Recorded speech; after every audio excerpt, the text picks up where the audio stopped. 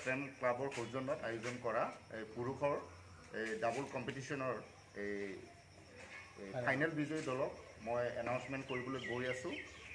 আজি আমাৰ এই এসপ্তাহ ধৰি যি আমোদজনক ক্ৰেম প্ৰতিযোগিতাখন মানে চলি গ'ল, তাতে আমি নথৈ আনন্দিত হৈছোঁ।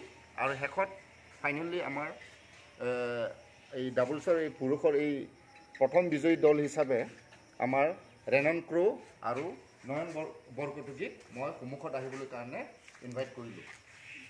আৰু তেখেতসকলক এই বঁটাটো মই বিতৰণ কৰিবলৈ বাবে আমাৰ ছিনিয়ৰ মোষ্ট ঘন গগৈ ডাঙৰীয়াক ইয়ালৈ মঞ্চলৈ আমন্ত্ৰণ কৰিলোঁ। ক্লিপিং কৰিব দেই, চবে ক্লিপিং কৰি দিব। ঠিক আছে, ঘন গগৈ ডাঙৰীয়া এয়া ফাৰ্ষ্ট প্ৰাইজ বিতৰণ কৰিছে ফাইনেল বিজয়ী দলটো। সকলোৱে ক্লিপিং কৰিব।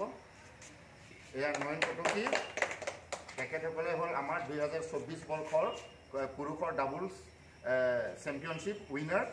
Best of luck.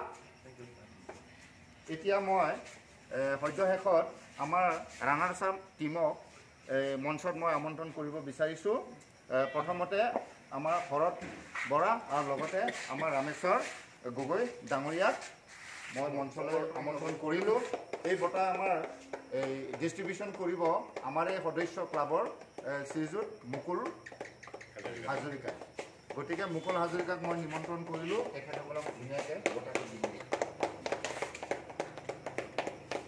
এয়া আমাৰ 2024 বৰ্ষৰ এই চূড়ান্ত খেলৰ প্ৰতিযোগীসকল। গতিকে তেখেতসকলক মই ফিক্স এটাৰ হেণ্ডশেক কৰিবলৈ কাৰণে অনুৰোধ জনালোঁ, যাতে কোনো বেয়া নাপায়। Best of luck. ইয়াতে ফটো লৈ লওঁ। তোমালোকে